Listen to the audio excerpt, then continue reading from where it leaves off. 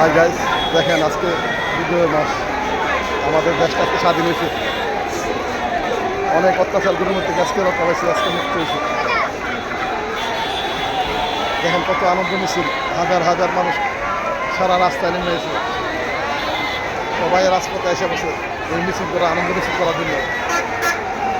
দেখেন কত পাবলিক, ভাই বোন সবাই এসে বসে,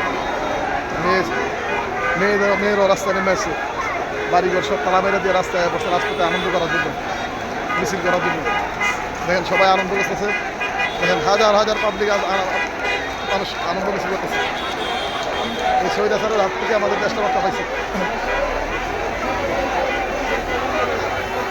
আজকে আমাদের দেশে মানুষের আনন্দ মিছিল করতেছে, দেখছেন হাজার হাজার দর্শক।